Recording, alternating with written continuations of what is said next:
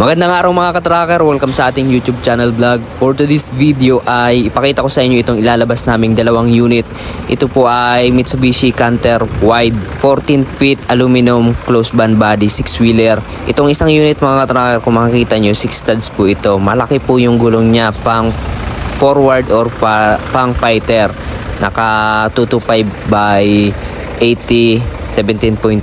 Tapos ito po yung loob niya, naka-upholstery yung upuan. Ayan, may aircon po ito, pinalagyan ng aming client ng aircon. Complete to po yung loob niyan. And then chassis po nito maganda, sariwa. Ayan, di ba? Itong unit na to ay nagpalit kami ng body, dating drop side ginawa naming aluminum closed band body, at yun yung napili ni sir na body. Pogi po yan, oh, di ba? Ayan ang ating unit na ilalabas ngayong araw. Dadalhin po ito ng Bacolod. So complete standard electrical lights and accessories na po yan. LED clearance light. Tapos may toolbox. Ayan, chassis pogi. Tapos yung battery niya brand new na, naka 2SM po yan. Tapos ang makina nito 4M51. Ayan, may side door po ito. Ayan, may side door siya. Nakakahoy flooring. Ito yung loob ng ating closed band. May mga ni-repair kami dyan na panel. So pinalagyan na lang ng aluminum yung may mga damage. So actually mga ka-tracker, hindi po ito fully recondition, parang as is complete lang. Ayan. Pero parang recon na rin kasi may mga kami dyan. May mga ginawa kami dyan. Yung mga problema ng unit, may mga issue, inayos pa namin para pag nilabas, nasa roadworthy standard pa rin.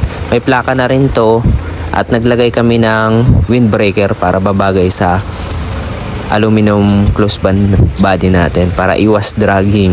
So ito naman yung isang unit, 4,200 pala yung gross weight niya, 2,100 yung capacity.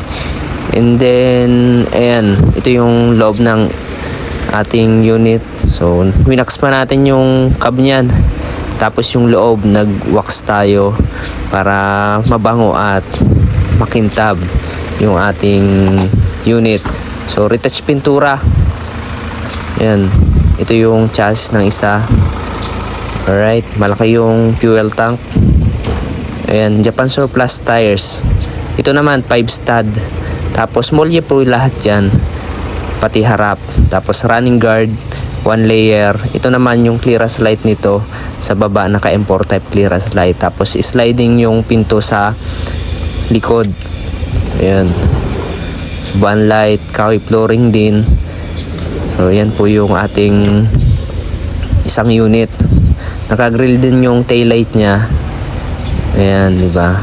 Ito corrugated aluminum closed band body ang tawag po dyan. Ayan, toolbox. Nagpagawa pa kami ng toolbox. Ayan, fabricated na yan. Para yung unit natin, naka drop side, pinalitan natin ng closed band. Pwede po yan dito sa amin.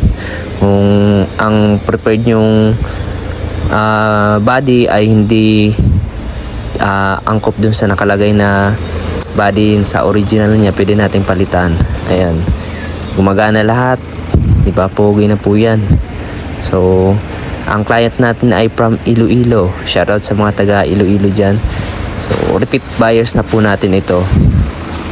Ayan, nakailang kuha na po dito sa ating yard itong ating client. So may kinuha pa si Sir Richard ng 3 unit, Fuso Fighter at isang Hino 700 series wing band 10-wheeler. And then naghahanap pa nga ako ng isang 10-wheeler pa. Pero yun, may parating na daw ngayong week, kaya makakapili tayo para maibigay natin sa kliyente natin. Kung naghahanap po kayo ng Japan Surplus truck, likot ang Kaso Tower FB page, Tracker Moto PH. Maraming salamat. God bless. Bye bye.